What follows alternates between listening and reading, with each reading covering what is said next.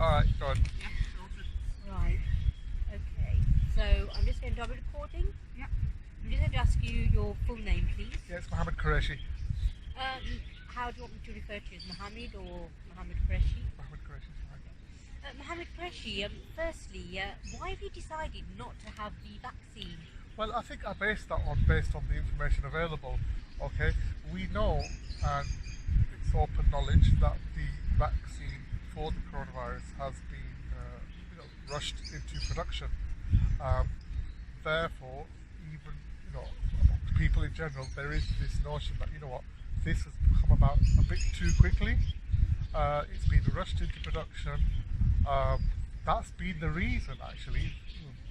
The Prime Minister himself has stated, and the Secretary, that the pharmaceutical companies producing the vaccines, won't be held liable if anything, adverse reactions, etc., were to happen, because the pressure they've been essentially put on to get this out as fast as possible. So there is this thing that this has been rushed, and things have been made easier on them, even from the perspective of legal liability, to get this out there and then absolved. I think people take issue with the liability issue a lot, not only just from the drug companies, but even from the government itself. But any medication that you take has side effects. I wouldn't say any medication. Most medications that you take, for example, your paracetamols, your aspirins, they all have side effects. That's all fine, but then again, rightfully so, whether you take any medicine at all is optional. Okay, it's optional, and it should be optional, and it's for the person to take in the information given and make the choice for themselves. The whole notion of something being optional means, yeah, you can take it, but it also means no, thank you, I don't want to take it. If it's truly optional, the choice is, either way, it should be viable for anybody. But many people listening to this now will be saying, well, the vaccine's been tested on 40,000 people. Only on the 100,000 people have died from COVID. That's only on the short term, though. The testing has been very short term. We don't know what's going to happen a year down the line, 2 years down the line, a decade down the line. We don't have that information because that's not been tested to that degree. But even doctors are advising that people should take the vaccine because they work on probability versus risk. And they're saying that, if the likelihood is that if some people who do get it will end up dying, then, you need to consider taking the vaccine, and that the side effects are quite mild. That's fine. If you looked at all the facts and that's the conclusion you've come to, that is absolutely fine. But do look at the facts. Don't just take people's word for it. Look into it properly. Look at all points of view, because I'm well aware of doctors. I've even just heard very recently that from our local hospital, they get emails on a daily basis saying, get your vaccine. People working in the hospital, get your vaccine done. And there are some staff who are looking at each other thinking, should I really take it? Because if people in the medical profession are themselves holding back, concerned whether they should take it or not, because of this reason, because it's been rushed into production, it hasn't been tested as much as the others. Yeah, you can shout any figure you like, but it's not going to be comparable to pre-existing vaccines, which have been tried on more people over a lengthier period of time. But I was listening to a discussion which was organised by a group of doctors yesterday, a Zoom session, and even the doctors were saying that in times of an emergency, it's known that vaccines have to be formulated quite quickly, and that happened at the time of the polio vaccine, also the AIDS vaccine. And people would say that you're being irresponsible, perhaps, by not deciding to go ahead with it. Right, okay, but then you've had the 1967 flu pandemic, which again, people were encouraged, the media machinery got into work, pushed out this vaccine, and people did have adverse reactions to it, and this was reported widely in the media, that when in some occasions, when this does happen, when government machinery gets into work, the media machinery gets into work, and celebrities come out and say, get vaccinated, look, I'm taking my jab too, etc.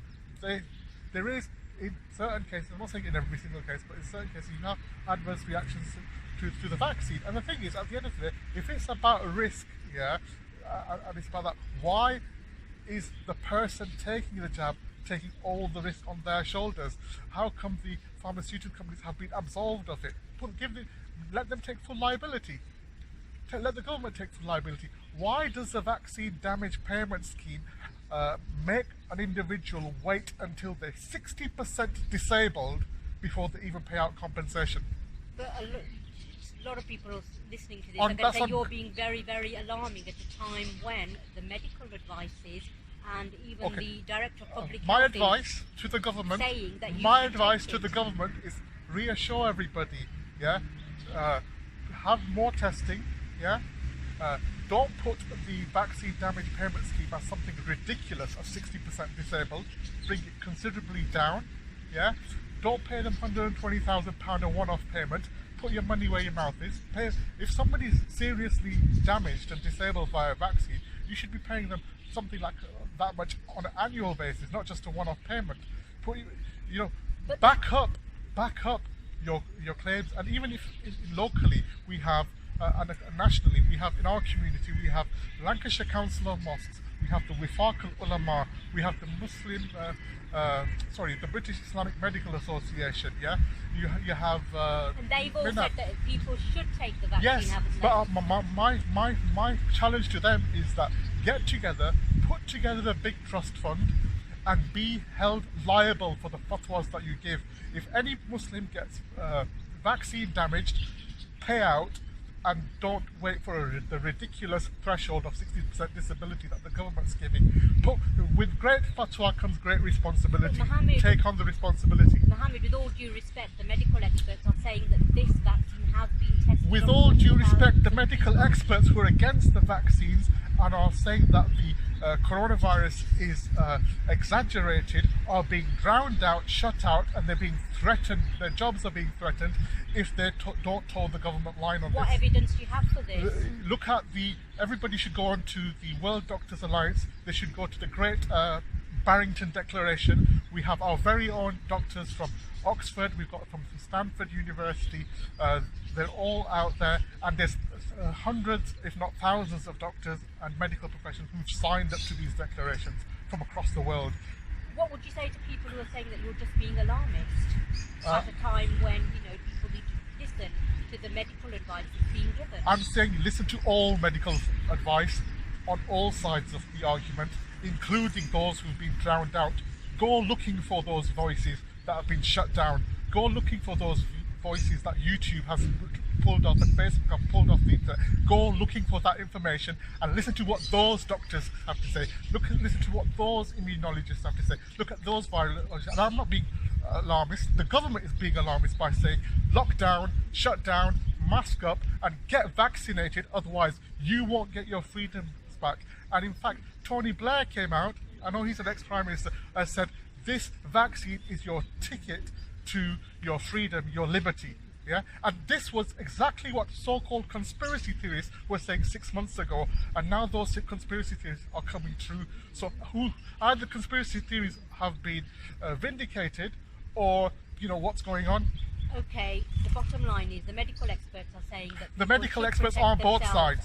They're medical experts on both sides. Everybody should listen to both sides of the argument and seek out the alternative expert medical advice. Don't listen to WhatsApp messages. Don't listen to Facebook messages that have just been pulled and forwarded, and memes and all that. So fine, I accept that. But look at the medical experts on all sides of the argument and then make your mind up. It's your choice. It's optional.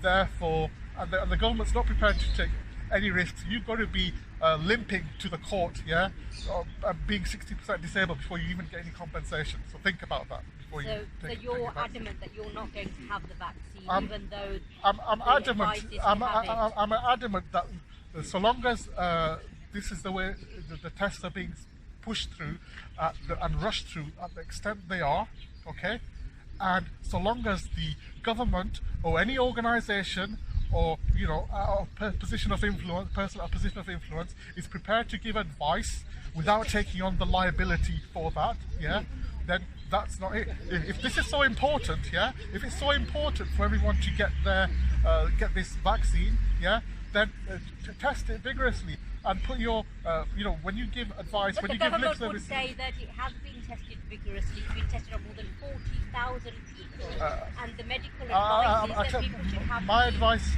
to the health secretary and the prime minister is put your money where your mouth is. Yeah. Decrease the threshold of the stupid threshold of 60% disability before you get paid out for a vaccine damage payment, and stop making a cheap one-off payment of £120,000. Somebody who gets severely damaged by a vaccine needs ongoing help throughout their life. Yeah, So put is your this your money. main concern? My main concern is that this is my main concern. It's been rushed out. It's been pushed onto people. It's been saying it's optional, but we know the way the media are pushing this out, and where the government and all the people who are speaking out of it are pushing and really encouraging everybody to do it. But at the end of the day, who's taking on the responsibility if something goes wrong? Who's taking that responsibility?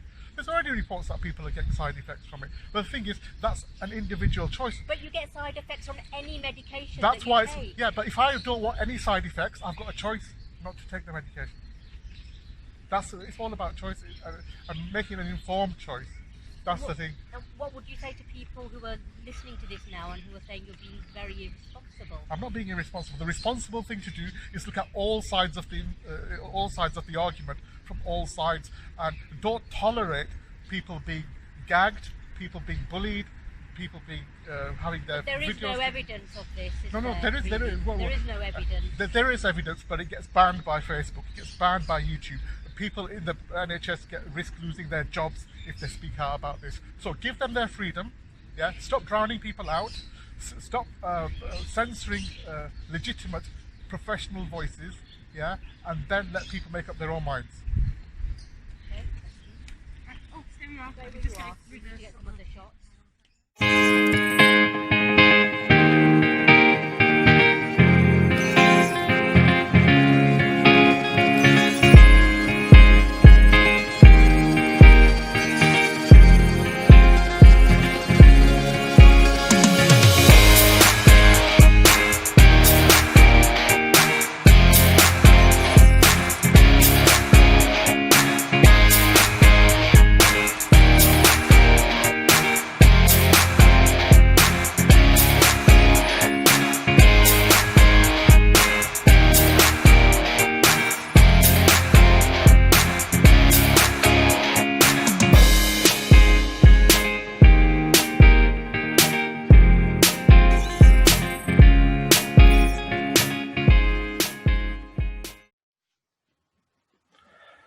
Assalamu alaikum. This is Muhammad Quraishi from the Real Agenda on UCTV.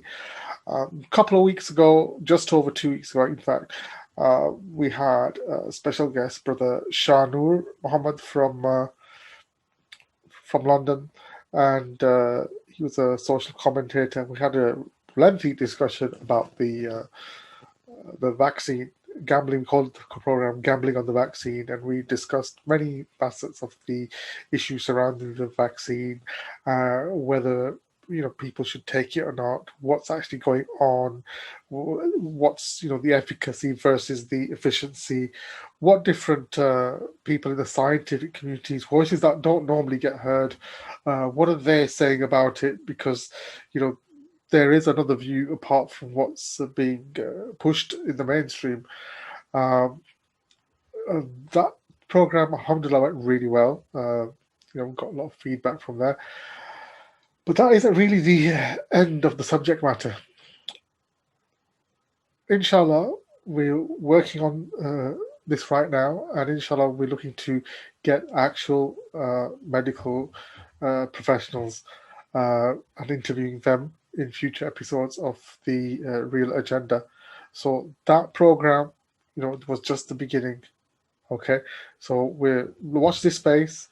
We're uncovering more information, and we're very close now to get people from the medical profession to speak out and ask them the questions and ask for the facts behind the vaccine that's being rolling out. So, inshallah, we're hoping to push through with that and watch this space because we haven't finished yet.